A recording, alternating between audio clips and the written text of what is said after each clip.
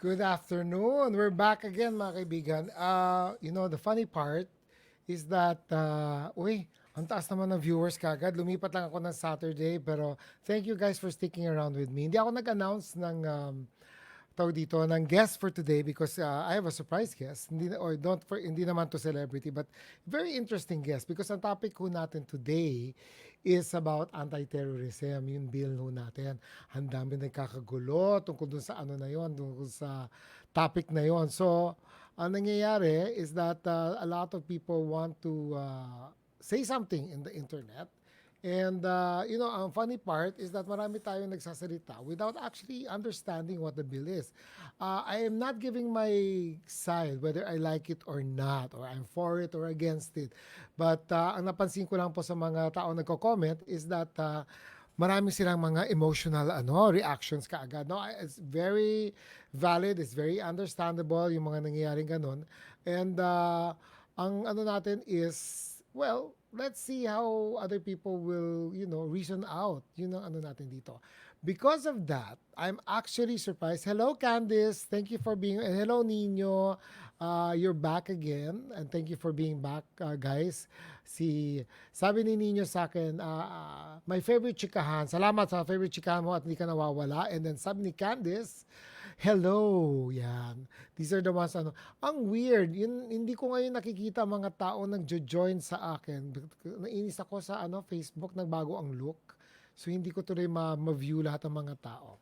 Anyway, so going back, the funny part is that when I was talking to different people, so may mga kontra, may mga hindi kontra, may mga hindi alam ko anong nangyari. So, nag-post ako about ano ba talaga tong bill na to or act na to. So, maraming sumagot. Maraming nagpadala sa akin ng at marami rin nagsabi ng mga kanilang reasons. They're all very valid. In fact, ang maganda is that maraming ang nag-iisip. However, marami rin sugod na ng sugod dahil nabasa daw nila na ganito, na ganyan na ng ang bill. So, umano na rin sila. Naging emotional na rin sila. But this special guest of mine, hindi nagpadala ng emotion. Ang ginawa ng guest ko for today, hindi ko na papakita yung ang kanyang face because medyo nagkakaano kami sa signal now. But yes, she's a girl and she's only 15 years old. Can you imagine 15 years old and she's aware of all the things that are happening, not naman all, of most of the things that are happening in our country. And I am so amazed nung nagpadala siya sa akin ng mga tawag dito artworks na ipopost niya exclusive po. Hindi pa niya napopost yung kanyang artworks, so ipopost niya. And she's a very good person to talk to despite the age. So wag ho tayo maganda ang age. Yan. Can I welcome now si Ali? Are you there? Hello, Ali. Hello. Hello. Hello. Hi, can you speak yes, can you speak a little louder, Ali? Hello. Hello, can you hear me, Ali? Yes. Yes. Hi, Ali. I'm your people can hear you right now. But I have a question before we continue. Is this your IG account? The at THL. How do you say this? That's Talo Manila. Follow Thank you so Manila. much for having me.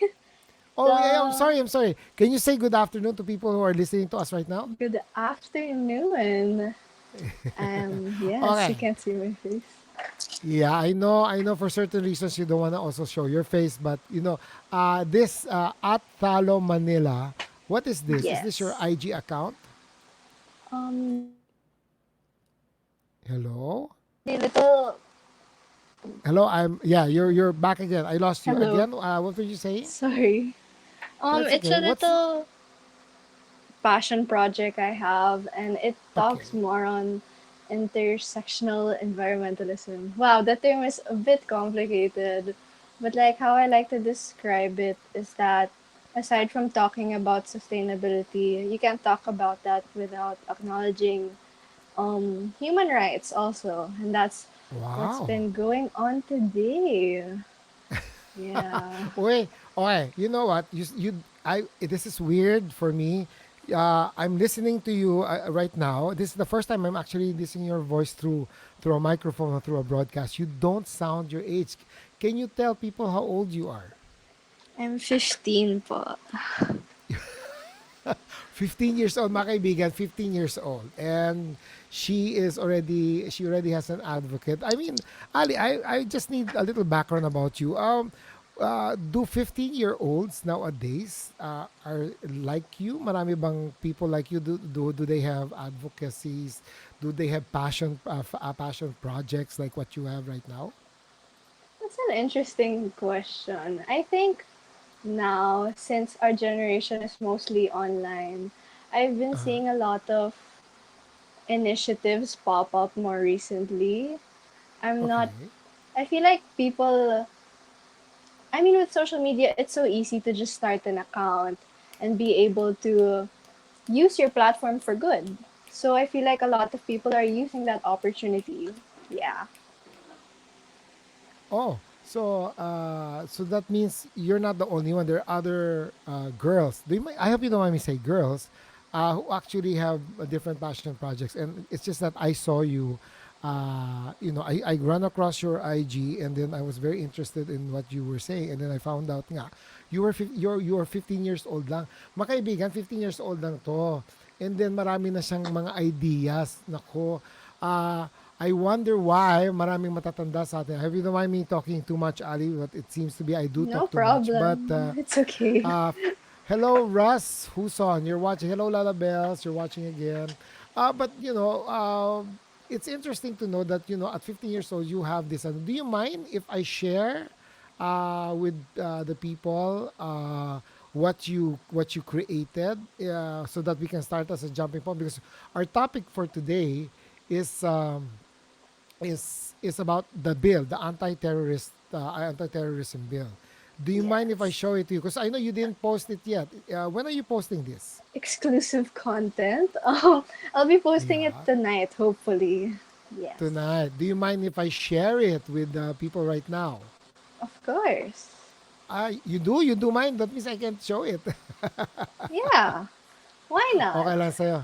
You don't mind? You Yes. really don't mind? Because I'm just gonna go through it if you don't mind. Because mga kaibigan, it's on the screen right now, and I know you can't see it, Ali, but very Oh, nice artwork, ah. I'm oh, actually thank you so impressed. much. What made you start this? Did we understand the bill wrong? A debate argument of anti-terror bill. When did you start Ooh. this? I think I'm gonna start with the first post I initially made on it. It was Okay. around like it was late at night, and I just saw one of my friend post about it. And like Okay. initially when I first saw the issue, I was like, "Oh, why aren't more people talking about it?" I know there's been a huge wave of support even from Filipinos for the Black Lives Matter movement, which is super Okay. valid and we should acknowledge that. But then I also saw the anti-terrorist bill seemingly go unnoticed. So I was like, there's something I can use my very small platform for. Oh And my then God. yes. Yeah, no, no, no. I'm saying, oh my God, is because I'm surprised you said that because I posted something also similar. I said in my post, we are so, and again, I agree with you, there's nothing wrong with worldwide solidarity about Black Lives Matter. However, Yes. my post was this, ang dami nating problema in our country and we're still concentrating on, Exactly. hindi ba? Parang, ano ba, nakikiuso ba? So I'm not the only person who feels that same sentiment. Oo nga, naaawa tayo sa Amerika, naaawa tayo dun sa nangyari dun sa black person, And we even if he is should. yeah, we need to empathize. That's a good trait that we're empathizing with people. However, it seems that our priorities are haywire. Yung tipo bang nag-ano tayo about Black Lives tapos naging secondary yung terrorism bill dito sa atin. That's Is true. that the impression you got? At first, when like I only saw like maybe one person posting it compared to like my whole feed being flooded with support for this. And then Correct. a batchmate of mine made on her story like a post about it, and Oh, the words you saw in the first post, those are actually my words, and I credit to her words because I feel like no one was noticing it. And I was like, I have a small platform. Maybe I can elevate her message through design. Wow. Oh, I'm not that good, but I just No, no, wanted no, no. to speak I'm out. impressed. No, no, I'm impressed. The first Thank ano pa lang you. nito, maganda na yung art mo. So I'm saying, in behalf of everybody who's watching, I'm saying thank you because I'm not saying because you're 15 years old you don't know anything or you don't have any talent, but I'm impressed that you did something this fast because the issue only came out last week and it's just a Saturday and so many things happened in between. Oh, I'd like to yeah. also say hi to Mary Grace Ramos. She's from Mindanao and she's always here with us because Oh, she's also a student like you. So thank you, Mary Grace, for tuning in. Marami daw siya natututo thank because of us here. you.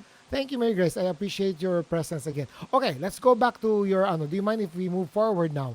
You said, did we Yes, understand the bill wrong? Debate on arguments of anti-terror bill. Can I go to the next one? sure. I can't All right, the see next it, one but is your yes. next slide is terrorism is defined is defined in this section. Shall not include advocacy, protest, dissent, stoppage of work, industrial or mass action, and other similar exercise of liberty. Ang English, ang heavy. How did you Super. understand this? Because some adults, sabi ko na sa'yo, totoo, Ali, some adults don't even go past the first sentence at tatamarin na lang sila. Kaya nga ang dami mga emotional comments on Facebook right now is because what's happening is, akala nila yun na yun and then they don't understand. So sabi na, ay, total, naintindihan mo naman yung bill. I'll just kakampi na lang ako sa'yo. But you didn't. You went beyond this. Can you explain the slide that was Honestly, here about though, this? I feel like people are valid to react right away because the initial posts that came out that were easy to understand were about terrorism is if you're an activist you'll immediately be associated with terrorism. And then when I first saw that, I'm sure there's a catch to it. That can't be it. Mm. And I was able to speak up right away, but and on my part, I think there now there's posts coming out with all parts of the bill, but I think at first the information given to us was that it was something to react about, that activism was associated with terrorism.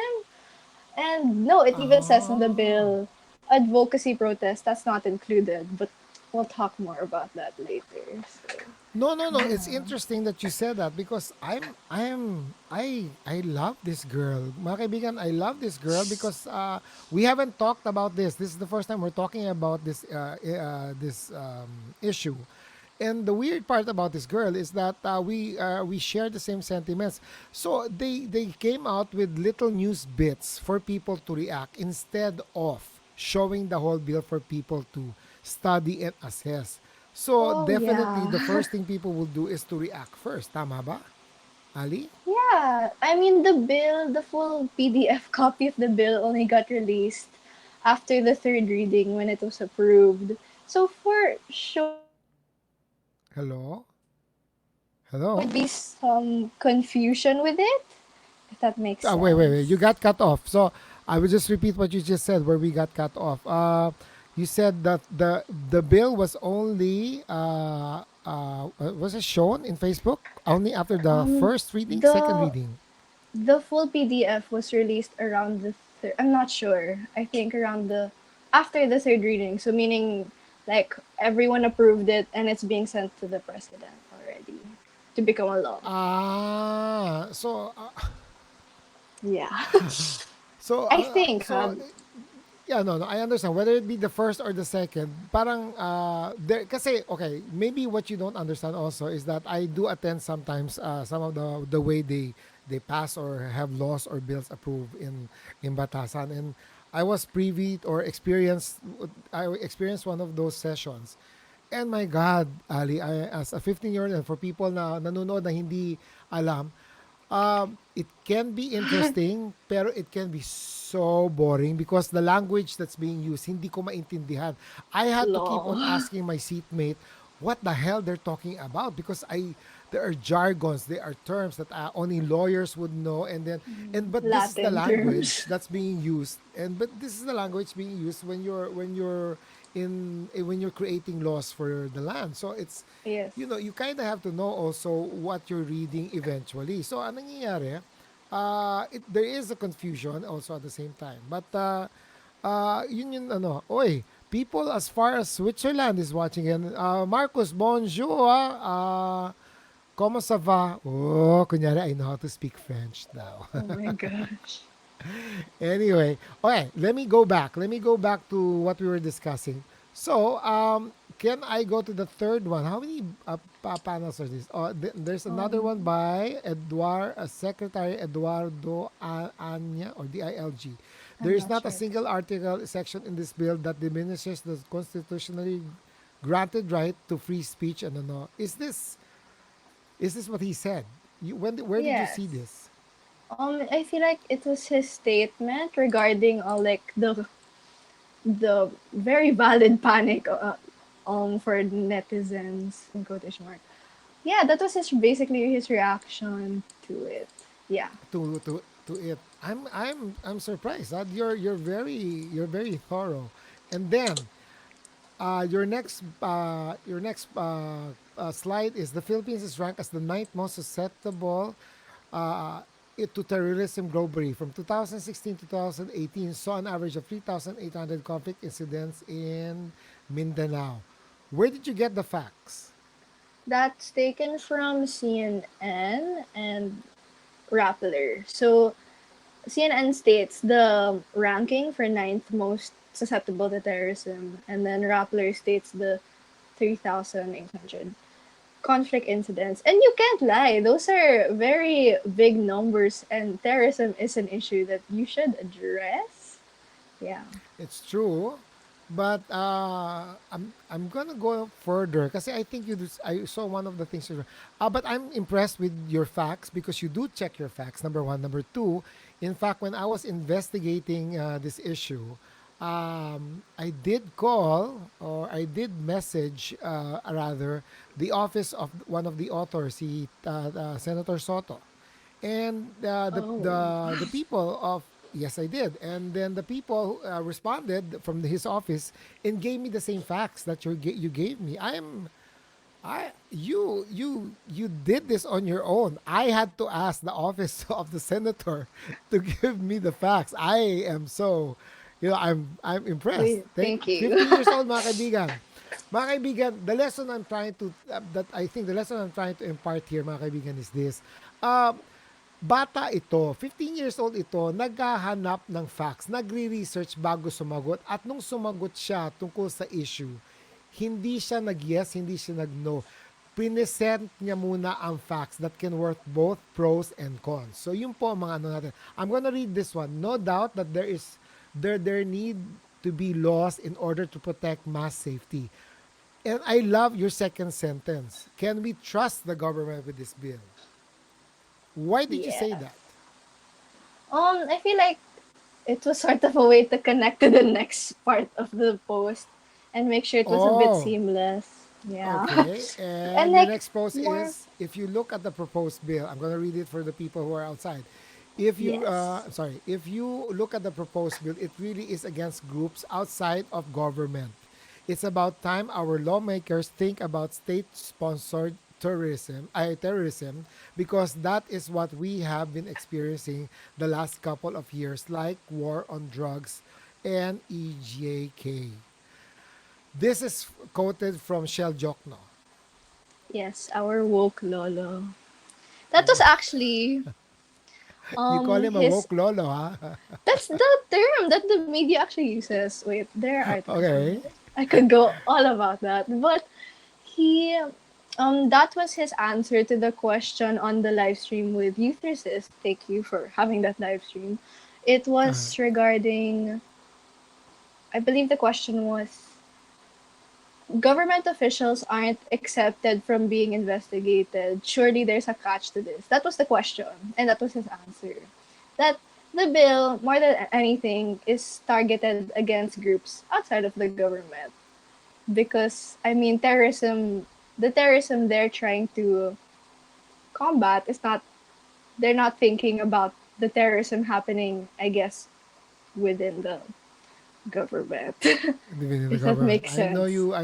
I know you won't feel a bit comfortable saying that, but I appreciate that because for you to think about that there are possibilities of terrorism within the government. I mean, you know what? Let's not even pretend here. I'm sure you watch movies that have spy themes or terrorist themes, and they do tell stories of possibilities that the government itself sometimes are the sources of some things like this. Correct? So it's not just possibilities anymore. We're actually living in it. It's not fictional anymore. Very And sometimes nice. we're I afraid to even see that. So yes. really. What have I you mean, what I'm have you witnessed? uncomfortable talking about it, honestly. Okay. Okay. Don't worry. We won't delve on that too much. Your No, next it's slide okay. though. Your next slide says, uh, let's see if we can trust this administration. That's a good question. The Commission on Human Rights estimated 29,000 plus living, breathing people's lives were lost in the war on drugs. Those are thousands of people simply murdered by police for only suspected drug use, with this being mostly urban poor. Okay, and you have footnotes where you can actually, red tagging. I'm going to know the act of labeling, branding, naming, and accusing individuals of. Wow, you are thorough. I am surprised, and you even defined red tagging. It's being used to justify attacks, harassments against activists, government critics. Now I see what you're getting at. So the law, even if it has good intentions, can be used against the people who are safeguarding the Yes. good of the nation. Is that what you're trying to get here? Red tagging, I'm not, I believe it's not necessarily that. I feel like my stand with presenting both the red tagging and the EJK incidents is that Uh-huh.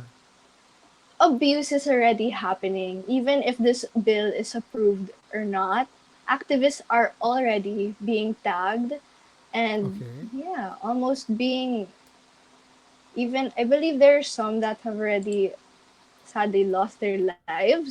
And I Because feel they like were it's just not, tagged as an activist, not even a terrorist. You were saying yeah, I believe these are open critics to the administration. Again, to the present I'm administration. just Correct. Correct. stating it from my understanding, but Correct. Correct. No, I agree this is with you. already happening. It's already happened. In fact, Mary Grace again from Mindanao says we grew up here in Mindanao like we're afraid of terrorism in our place. Sometimes it's true. Alam nyo, yun na experience natin sa Manila is not the same as they experience what Yes. people like Mary Grace experiences in Mindanao. So minsan, we're trying to take care of things also. On a whole country, Metro Manila is Yeah. not the Philippines. I think there is a huge misconception. The social media or the digital platform is not the Philippines. Marami pa hong taong walang social media o marami hong taong hindi nakakaintindi ng mga issues natin sa Pilipinas. Most of the people who are very vocal are the ones in social media, but sometimes, like I think Ali would agree with me, mas maraming bobo kaysa sa matalino, so madali lang tira ng tira. Ali, we have a viewer who's very interested in you. I'm gonna put it on the question is Ali related to Ramon Mitra, Speaker Ramon Mitra? You don't have to answer that, but if you want to answer that, do you want to answer that? I would not like to answer that. All right, we'll go back to your slide. After red tagging, our worst nightmares on activism and terrorism being associated with one another, hangouts being mistaken for terrorist meeting. Oo nga, you have a point here. Or dissident and criticism being silenced will only come to life. If the bill will be abused, with presenting to you the track record of the administration, our worries do come from somewhere. Okay. I remember that incident when one of an innocent bystander was accused of being a drug supplier and he was killed in the incident, and he had nothing to do with selling drugs or even being a drug user for that matter. Human rights are already being disregarded, innocent lives are already being taken, critics and activists are already in danger. Ah, grabe ka, Ali, you are very I'm impressed. And your last, I believe this is your last slide. Can we trust an Yes. administration that proudly killed and threatened innocent lives? That's a very strong statement, but we are all entitled to everybody's opinion. This is an opinion. This is what, a 15-year-old person sees. And the sad part about this, mga kaibigan, bata na to ang nakaka-observe. Hindi matanda ang nagsasabi. So, uh, nakakatakot na pag ang bata na mismo nagsabi, yun na ang nangyayari sa atin sa bansa natin. And then lastly, can we trust an administration that wants mass safety yet hasn't issued mass testing? Ayan. Ali, can I correct you? It's not called mass testing. It's um, uh, basta hindi daw mass testing. There's a new improved definition to save the mass testing issue. That's another issue again. Can we be able to trust an administration with a bill that holds too much power? That's for you to decide. Oh, congratulations, Ali. You didn't even dictate. You did not even dictate what you wanted to say. As you should. Very nice. You made Thank us think. you. And it's nice na mga kaibigan, 15-year-old itong guest natin ngayon. She's 15 years Mhm. old and what she did is not to react bluntly, which I'm sure you did in the beginning, Ali, but what she did right now is presented facts, both the pros and the cons. And Ali, you have actually made me decide on what I really want to say about the issue. And thank you for enlightening me. Welcome to the show again, Thank Jojo. you. Sorry, late daw siya. Jojo is one of those friends of mine who also taught me how to look at the bill. And he has also a next story. Ali, sabi ng person from Switzerland, you may be the next Greta Thunberg. Wow! And he's actually impressed. Marcus Sangel from Switzerland says, bravo. You didn't side, but you presented very valid issues on both sides. Thank you, Marcus, for participating again. Thank you. Ali, the person who asked is Miss Cecilia Icelia Feliciano. My dad's good friend daw is Ramon Mitra. Ah, Ah, Celia, we can talk later. We can chat later because there's still things that I think Miss Ali here doesn't want to share with people yet. But Ali, do you want to say anything after I presented your work? It's very impressive. Do you need to add anything to this? Are you having second thoughts that you did this? Are you proud of your work? I want to hear something from you. ooh, thank you. I think um I will revise the I'll research more on the mass safety mass testing No, statement, no, like no, you no, don't. said. It's perfect. It's perfect. Don't correct that. You know why I'm saying don't correct that?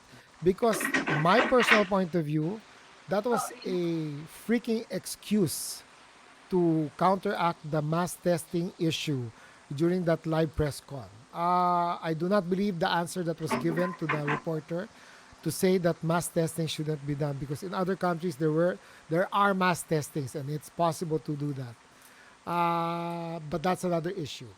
Ali, another student in Hello? Zamboanga, I believe, here is saying, like like nungyari po dito sa Zamboanga, like we lose hope as a kid or a teen to be able to live as free as we can and by not panicking. Oh my God. Ah, to the point na naging ghost town ang Zamboanga City. People are afraid to experience it again. That is an issue which is very important also why there is a pro to the anti-terrorism bill. There are children who could not live the same way children in Manila live. The same way, Ali, I'm sure you can relate. Thank you, Mary Grace, Thank for you. enlightening us. This is not fair. I feel angry that we don't know these things. I feel That's true. bothered that children are not allowed to enjoy their life and grow as regular human beings. Mary Grace, thank you so much for that. I do not like it. So half of me, honestly, Ali, is not saying that there is a need for the anti-terrorism bill in order to protect our citizens from terrorists. And it's not even a secret that we do have training grounds in the Philippines. Kahit sabihin nilang it's not proven of terrorists here in the Philippines. It may be down south. I don't know. Hell, I don't even know if we have the training grounds in Manila. We don't even know that. I'm not That's from true. the government, so I can't answer that question. But the point is, there is the question of security.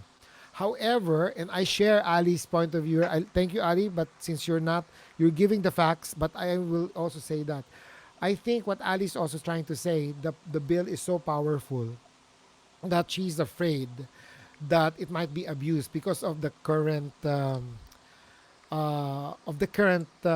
record that we're having. But Ali, before we even go to current administration, let's not even point fingers at current administration. Can I tell Yeah, you one story about the history of the Philippines? of course. Uh, when Marcos, you were not born yet. When Marcos was in power, they said that he was abusive of power. Then that's why he was ousted and he was a dictator. Then that's then that was what? How many years ago? And up to now, the saddest part, to Ali, up to now, how many presidents have gone after him, and we still have the same problem of abusive people in power. I don't Oh, understand that. Do you think we're going around in circles? Do you think the Filipinos in general are very selfish? We pretend to be hospitable, friendly people, but in the end, we always have problems of people in power. People say that because our country has so much resources. We have the sea, we have the land, we have rice, we have abundance of food, and yet we're very lazy. We are one of the laziest people in Asia. I hate to say it, and people can go against what I'm saying. Mas masipag pa Japan. You've been to Japan, right? Am I correct? oh, they're very, They're yes. very right. They're very and Vietnam was even poorer than the Philippines, but now Vietnam has overtook us. Jojo joined us in the conversation. Jojo Tagutin says Vietnam did mass testing and contact tracing early, and they have effectively controlled COVID. See, Yes. we have countries around us who have managed. I'm not saying cured or controlled, who have managed situations. I mean, nobody is perfect. Not even no country is perfect for that matter. But sometimes you kind of get to think about it kung bakit lahat ng tao nagagawa, tayo hindi. And then you have all these excuses. I'm sorry, I'm gonna say excuses kasi daw the Philippines has so many islands, it's hard to put everybody together. But that was siguro if we were in barangay eras pa. This is like the That's 21st true. century. We already have digital platforms that can connect.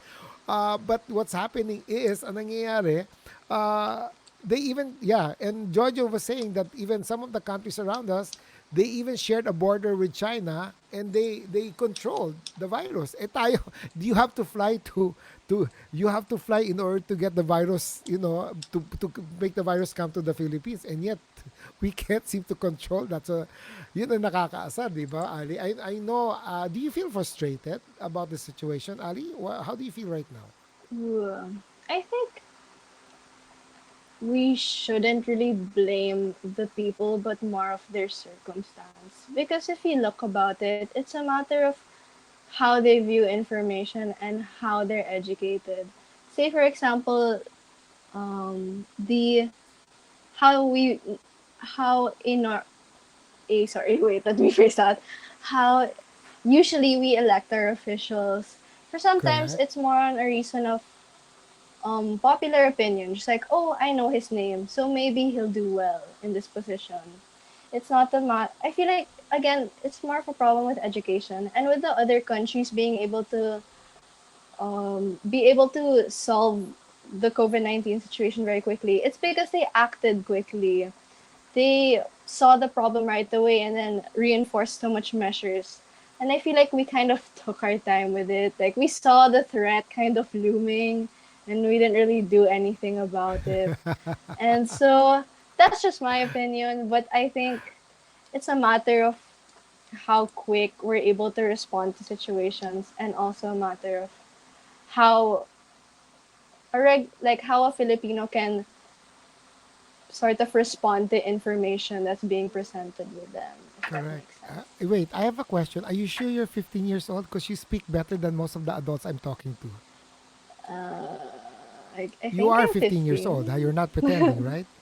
Yes. I Yes. All think right. Another definitely. question from Europe. The people are interested in what you're saying. Ali, Marcos is asking, what do you say to people that says every nation gets the government it deserves? Ooh, that's Do you interesting. believe in that? Hmm. Every nation gets the government it deserves.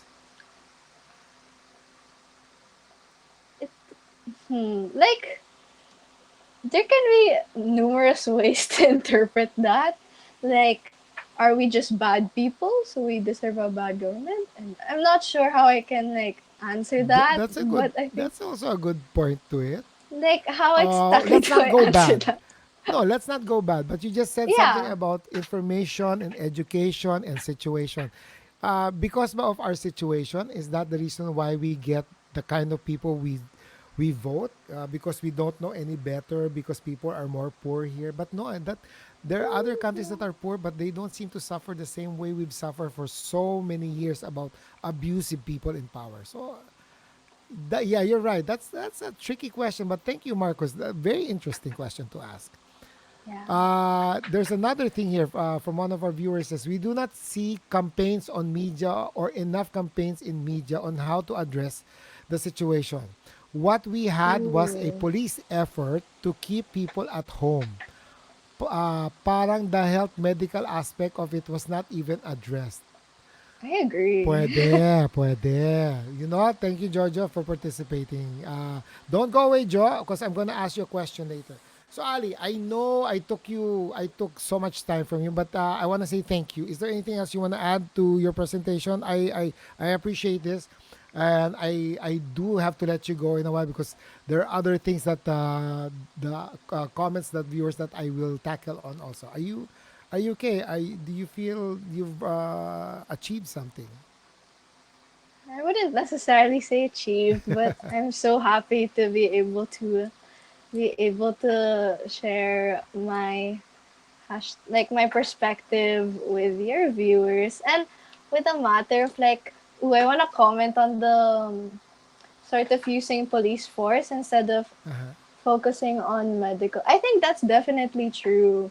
Like, there was more a priority on being able to, like, focusing on the police reinforcing the law, but not necessarily how to handle it from a medical perspective. And I feel like Good other point. countries, they were able to do it because I think their leaders are also very equipped with, they have previous medical like experience, so that can also be a factor to it. But I'm Very so, nice. yes. Okay, we Oh have my a viewer gosh. who just commented. I don't know if you know. If, are you watching? Can you see the comments on the screen? Yes. Okay, PJ, thank you. Proud of you, Ali. Boy, mukhang you have a fan. Huh? Thank you, He's, PJ. All right, yes. Mary Grace Hi. is saying, thank you, Ali. She's also a student. Thank you, Ali, for sharing your perspective to Thank us viewers. you. Thank you, Ali. I hope to talk to you again if there's another issue. Do you mind if we call you back? Because I Wow. love that for somebody as young as you are, people should listen to you. You even make more sense again compared to the other adults that I've talked to. I'm not a journalist, but I know I'd you're be not. That's why happy I'm to impressed.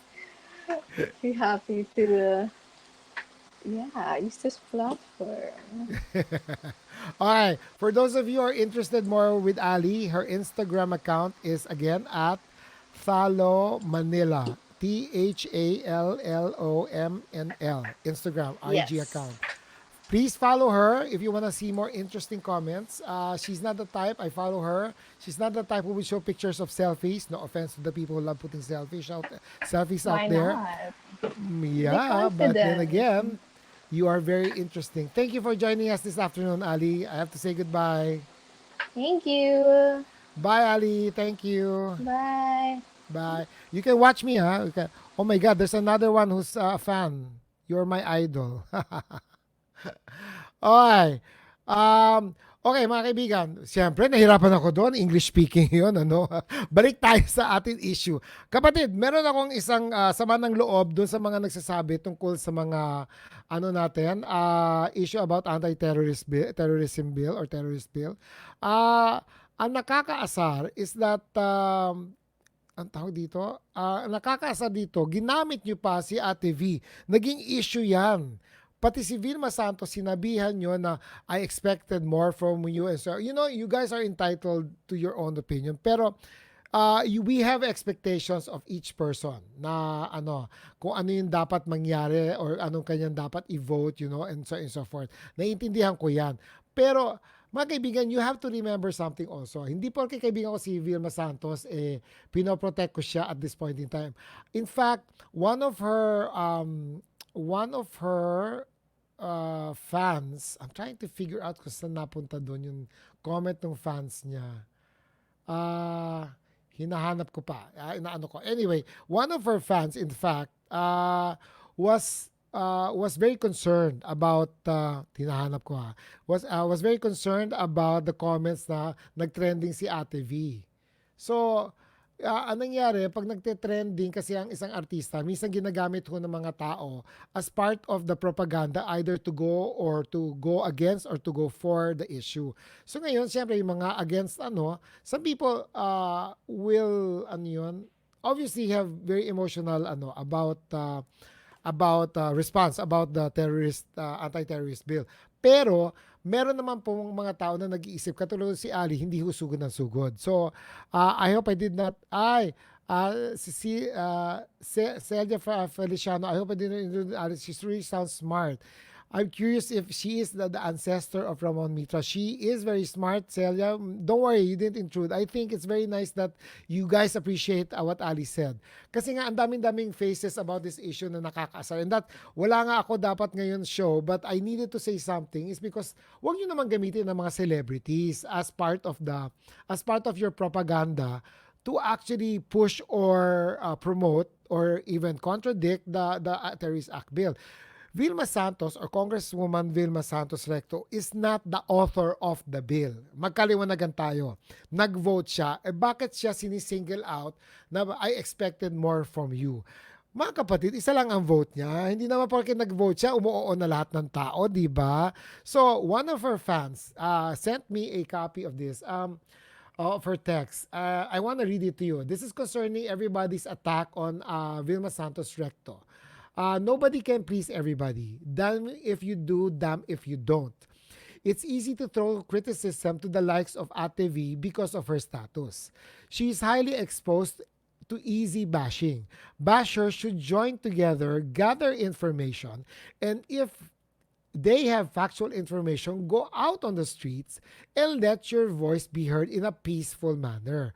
Don't bash someone through social media because it's not fair to lambast someone because you are shielded behind a small screen of your cell phone or your gadget. Oo nga naman. Kayo talaga, ang lakas nyo magsalita, meron kayong shield of a screen or gadget. If you are criticizing Ate B for not living up to her sister Stella L or mother Amanda as some of you claim, so marami pala nagsabing sayang pagka Sister L. Mga kaibigan, then you guys go out on the streets and represent them. Mga kaibigan, si Vilma Santos is not Sister Stella L. Sister Stella L or Amanda is a character she portrayed in a movie.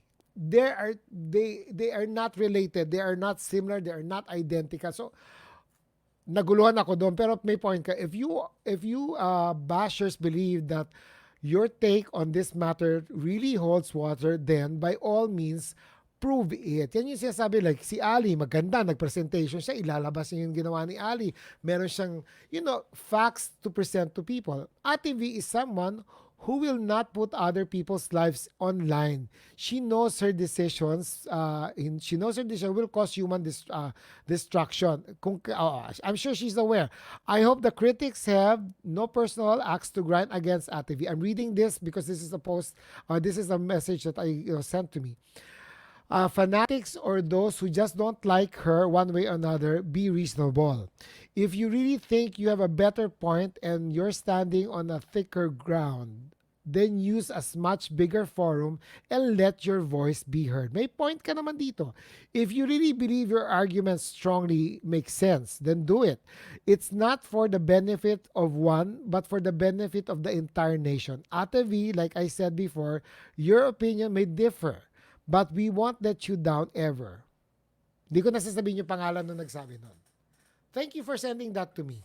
Ay, ang dami ng messages. So, there's a forum on Zoom at 4 p.m. regarding the bill. You want to join? Yes, I'm putting it on board right now. There you go. Si Michael De Mesa is there's a forum on Zoom at 4 p.m. Yes, I want to join, Michael. Michael De Mesa, I'm always amazed that some of these artistas are also watching me and they really participate in most of the communication that I say here. Michael, sayang na mismo yung isang guest ko, 15-year-old. 15-year-old siya. Mas marami pa siyang sense than most of the adults that I'm talking to. In fact, nakakatawa sila. Ginagamit nila ang artista as a weapon in social media kasi nga mas mamay magre-react, mas kilala nila yung artista, nakakaasa naman yung ganon. Okay, some of the notes that were given to me in the other side of my comments here. Si Ate V, I'm not protecting them again. Thank you, Michael, for sending me the link. I'm not protecting her again, but one of the comments says here, she's a mother. So most probably she also thinks like a mother. She doesn't want anything harmful to happen to her family. And that's why she feels that this is the right decision. Tama naman yun. I mean, most of us, I think one of the reasons effective si Ate V as a person of authority is because she thinks like a mother. She took care of Batangas. And you know how successful she is with taking care of Batangas. So let's not, you know what? Let's not use these people. Nanggagamit na ho tayo. There are other ways to, to let your side be, Uy, Ali has another fan. Is such an intelligent teenager. Sana anak ko rin ganito katalino. Thank you, Eduardo, for saying that. Jojo, saying, Jojo, people kasi have the affinity with their idols. Ate V is such a kaya expected yung ganon reaction on issues that polarized society. Tama ka naman, Jo. Jojo is a very interesting person na kausap ko. Kapatid ko yan in the industry. Ang dami namin kwentuhan from politics to non-politics. And, at the end of the day, that's why nagkakaroon kami ng balanced views about the issues that's happening to our nation. Wag na nga the world, utang na loob. Wag na tayong makialam what's happening to the world. Yun na nga sa bansa natin, di pa nga natin na maayos-ayos, makikialam pa tayo sa ibang bansa. May point si Ali. Makialam na lang tayo. Thank you, Michael. I receive your link. Anyway, I'd like to end this afternoon by saying this. My stand, I'll tell you my stand about the anti-terrorist bill. This is as simple as this. Everybody around Southeast Asia or around the Philippines has an anti-terrorist act or bill. It's there to protect the citizenry. However, I am for the bill, I am for the law, I am for the act. However, I don't think we as Filipinos are prepared. We are not prepared. We are not. We love abusing people. We love to abuse power. I'm not talking about government lang. I'm talking about people, regular people in the streets. Yung mga sa opisina pa lang nangyayari, nagpa-power tripping na yung mga ka-opisina natin pag na-promote. Nagpa-power trip minsan yung mga, sometimes yung mga mas nakakataas sa atin. Yun na lang po. Ibig sabihin, ugali na innate sa atin ang mga abuso ng tao. So, at the end of the day, bibigay mo ba itong powerful bill na to sa isang kultura, sa isang tao, or sa grupo ng tao na at nasa utak nila, kung pwede mang-isa, mag-iisa ng tao? Hindi ko nilalahat ang Pilipino. Maraming mababait na Pilipino. However, yung mga mababait, matalino, at nag-iisip, kokonti po versus doon sa mas maraming gustong umabuso ng tao. Marami dyan nagsasabi, porke mahirap lang ako, nabunggo mo lang, porke mahirap po ako, kaya ganyan. Hindi ho reason ang maging mahirap. Marami akong kilalang mahirap na hindi nakapag-aral na ang ganda ho ng prinsipyo sa buhay. Hindi ho excuse yun. Kasi napiho ako kaya gagantiho ako ngayon. Naku, utang na loob. Lumang gimmick na yan sa teleserya. Kaya ayoko nga ng teleserya. Naiaaliw kayo sa teleserya pero ako hindi ako naaaliw minsan dahil po minsan iba yung messages na napupunta sa mga tao na hindi ho nakakapag-aral o hindi nakakapag-isip ng tama. So let us not abuse ourselves. Alam mo kung ano recommendation ko to end this show? My recommendation is this. Ang unahin natin ang anti-corrupt law or anti-corrupt act or anti-corrupt bill. Alisin natin yung mga taong corrupt in power kasi yun po ang unang ano natin na para ma-secure natin na walang mag-aabuso. Number 2, pag nawala na ho yung mga corrupt people sa authority or in power, I'm not talking about government, I'm talking about in all fucking walks of life. Sorry to say, my friends here. Sa opisina may nang-aabuso, sa school may nang-aabuso, may mga bullies tayo. We love bullying people. Tayo, ang hilig natin mamintas. Ang greeting ho natin, hindi nyo ba nalata? Greeting ng Pinoy is basically pamimintas and putting power over another person. Hoy, ang taba-taba mo. Ano nangyari sa'yo? Ganun na po ang greeting ng Pinoy, which is a bad sign. Ito na po means it's a very bad sign. We need to stop doing this to ourselves. Bakit maraming taong umaalis sa Pilipinas? Bakit marami tayong OFW? Because hindi nga natin sila matulungan sa sarili nating bansa. We are the number 1 exporters of OFW in the world. Bakit ganon? Yung mga ibang country, inaalagaan nila yung kanilang mga resources. Alam nyo ba, because of what's happening to COVID, nawala ang mga nurses natin, ang mga doctors natin kasi mas maganda ang trabaho nila abroad. So, hindi talaga Mia, hi Mia. Mia's commenting here. Anti-terror will go into effect in less than 30 days. Unfortunately, it looks inevitable. Mia, sometimes you'll never know why it's suddenly thrown upon us. But then again, kung ganyan na mangyayari, sige, tingnan natin. May kilala akong politician na nagsabi sa akin, nag-send ng message. I'm happy that my audience is big, that they're responding. And nagkaroon ako after I posted something about the anti-terrorist bill, may nag-message rin sa akin na politician. Sabi niya, Raymond, huwag kang matakot. Pag nagkagaguhan dito, and this is the words na sinabi niya, pag nagkagaguhan dito, ako yung unang lalabas, ako yung unang magpoprotesta dun sa ginagawa ng mga yan, sabi niya. So, magandang malaman na meron pa rin tayong kakampi kahit papano. But honestly, hindi issue yung anti-terror bill eh. Ang issue dito is bakit hindi tayo makapag-trust ng tao in authority. Ang gusto ko, anti-corruption bill. Pagkatapos ng anti-corruption bill, hindi naman pwedeng anti-bobo. Pero yun na nga, actually, anti-bobo. Alam mo bakit kailangan natin ng anti-bobo bill? Pag maltalino ang tao, at least alam natin kung ginagago na tayo.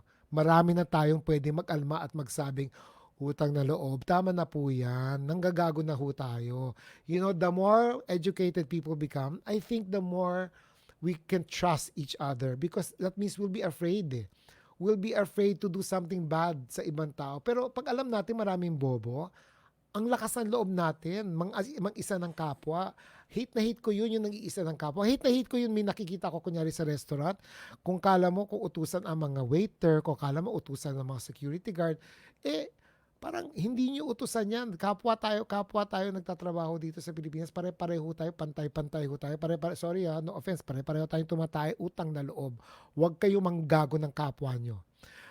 Me again is commenting, but why does that politician have to wait for something wrong to happen? If there's inherently wrong to them to do about it. Oh, that politician voted, I can't tell you too much in details.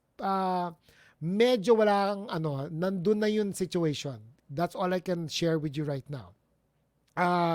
Kahit siguro maglupasay pa yung politician right now, wala na siyang magagawa. Because if it does what you said, na mangyayari na the bill will be effective in 30 days, wala na tayong magagawa yan.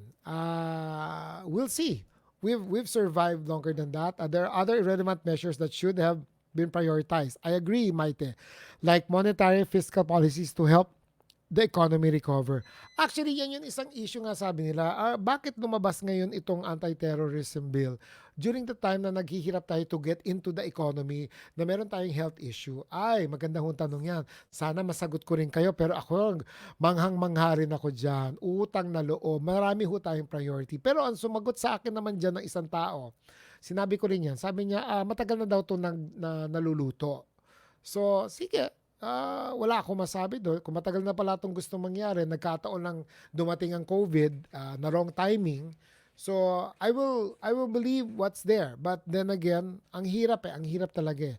And then, sabi ni PJ, they have misplaced priorities. I agree, PJ. Filipinos have so much misplaced priorities.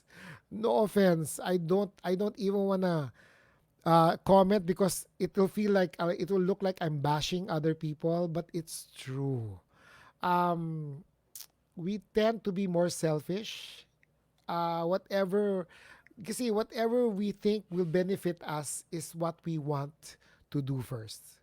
So I share your sentiments, people. I do share your sentiments, but my stand is this: the anti-terrorism bill is good, it's important, but I don't think it's for the Filipinos. Yun sasabihin ko. You wanna have an anti-terrorism bill, people? Let's fix our country first. Let's fix our masses. Bigyan natin sila ng proper education. Let's fix the corrupt people in government, in high places. I'm not saying only in government again. In high places. I can't even go to a public office na hindi ako pwede maglagay ng lagay or langis para lang pumasok yung aking whatever permits, driver's license or license plate. Ang tagal. Ano ba? Minsan sinasabi sa akin ng mga tao sa mga government offices dahil nga daw kulang daw ang bayad, kulang daw ang sweldo. You know what? Dumaan tayo ng billions and billions, in fact, trillions of pesos have gone through different administrations of the government. Ibig sabihin, may pera ang Pilipinas. Kung may pera ang Pilipinas, ang gastos ho natin, shopping tayo ng shopping. Bakit wala yun mga pera na pupunta sa mga tao? I'm sounding like an activist. Teka muna. Jojo, we need an anti-terror bill. Thank you, Jo. We already have the Human Security Act. Correct. And we have the Bill of Rights that should be safeguarded at all times. We talked about this yesterday. Please remind your audience. Sorry. Na-carried away ako, Jo. Sorry about that. And then, napindot ko talay Potek Ronsel. Kasi gumagalaw yung comment section. Ang dami nagko-comment. Iba-iba na pipindot ko. I love you, my audience. Ang dami yung comment. Nasa na ako? Okay. So, Carmela. Hi, Carmela again. Where is our priority? Should be serious anti-corruption bill. I'm serious about the anti-corruption bill. Sorry, iba-iba na pipindot ko. And then, I just have to end this. Tama na nga kayo, guys. Fundamental morals ang nawawala. Ayan po, anong takeaway natin for today, this afternoon? This is our takeaway for this afternoon. And, tawag dito. Ito na po. Ang takeaway natin dito. Mga kapatid, dalawang keyboard ko. Actually, dalawang keyboard ko rin dito. Hello po, Charlene. Tika muna, ang dami niyo na watching from Davao. Pa-shoutout din po. Hi, Charlene. Thank you for watching. Thank you for joining. Ganito po, mga kaibigan. I have to end this here. Right there now. Mga kaibigan, number one, hindi natin, at this point, I don't think we need the anti-terrorist bill. We need an anti-corruption bill. Kasi yun ang first priority natin. Alisin ang mga corrupt tao sa mga high places. I'm not only talking again of government. I'm talking about corporate. I'm talking about other places. And then, sa shoutout tayo. Hindi ko naka-shoutout sa ibang tao. Bakit hindi ko nakikita yung mga nagjo-join sa akin ngayon? There's something wrong with Facebook. Kasi nga nainis ako, nagbago ang Facebook. Pag nandyan nga kayo, mag-comment kayo para at least pa-shoutout ko ng pa-shoutout. Anyway, yan, nalilito na ako. Number one, we need an anti-corruption bill. And number two, I want an anti-bobo bill. Para po wala na tayong ginagagong ibang tao. The more po bobo ang Pilipino, the more maraming nanggagago at nang-aabuso. Yun po ang importante. Anti-corruption, anti-bobo. And Mga kaibigan, ito po ang takeaway ko for today. Si Vilma Santos or Congressman Vilma Santos Recto ay hindi Darna or Stella L or Amanda in real life. Utang na loob. Isa siyang tao. Siya po si Congresswoman Vilma Santos Recto. Huwag kayong pasaway. Naiinis ako. Oy, Facebook, pwede ba makinig kayo sa akin? Kahapon nagsishow kami, pinutol niyo yung ano ko, nag-report ako dun sa app ko, yung pala sabi ng StreamYard, hindi daw sila may kasalanan. Nagbabago daw ang Facebook. Ngayon naman, nagpagbukas ko ng Facebook, nagkaroon na naman ng mga different issues. Hindi ko kayo nakikita. Please, mag-shoutout kayo dito. Ang dami, ayaw matapos yung comments. Thank you. Tama na. Meron pa ako i-join na isa pang Zoom meeting after this para sa mga natin, sa mga anti-terrorist bill natin. Gusto ko makita ko ano yung kwento nila doon. Pinadala ni Michael De Mesa. Michael De Mesa, thank you again for sending it. I do appreciate that you guys are very very caring about this issue. Okay, huwag kayong mawawala. Please don't forget, comment if you want to comment, and then don't forget also, next Saturday, I'll be back. Once a week na lang tayo. Saturday at 3 p.m. And then, pag may special guest tayo, malay mo, meron akong special show. Announce ko naman yan. Sa mga nanood kahapon na naputol, don't worry, I will repost. Naputol talaga ng Facebook. Marami ko palang nag-complain. I just realized, it's not me. It's them. Para ako nakikipag-break sa tao. Goodbye! Haba-haba na nito. Baka hindi nyo na ito panoodin. Thank you, Carmela. Thank you, everybody. Goodbye. Hala, hindi na naman nagpa-play ang aking